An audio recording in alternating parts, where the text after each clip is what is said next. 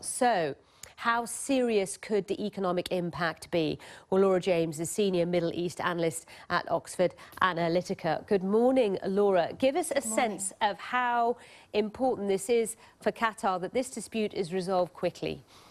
It's extremely important. Qatar's economy will be very heavily affected by this in so many sectors.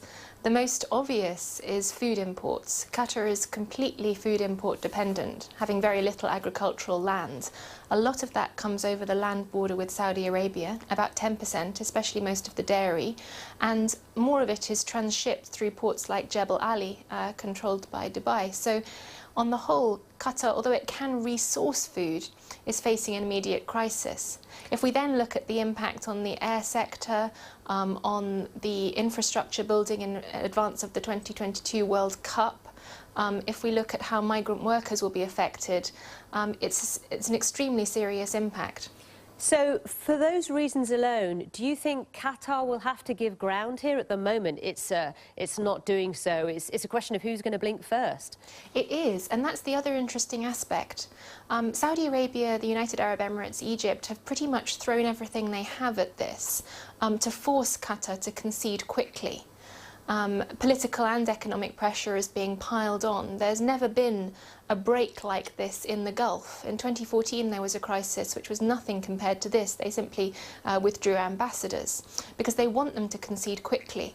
Qatar at the moment has decided not to fight back. So, for example, they're still sending gas through the Dolphin pipeline to the United Arab Emirates.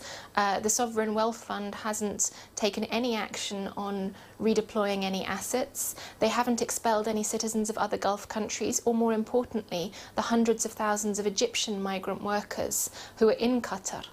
So if they decided to fight back, there would be a two-way impact. And I think that the other countries want to avoid this. They want a quick concession. If it does escalate, though, and Qatar does decide to fight back, then what are the implications? Then there's a real break in the Gulf, and other countries start having to take sides. So, for example, shipping lines would have to decide whether they brought cargo into Doha or whether they brought it to the UAE. They might not be allowed to do both. Banking relations would be broken, and given that the Gulf Cooperation Council has spent the last several decades trying to improve economic integration, that plenty of Gulf citizens intermarry and live in each other's countries, this kind of break really affects the world economy. Laura, we appreciate your time and analysis. Great perspective on the situation there. Something we'll discuss and unpack a bit further as well when we look at how some of the newspapers in the region are commentating on this. That's in our news review in about 5 minutes. Now in Asia.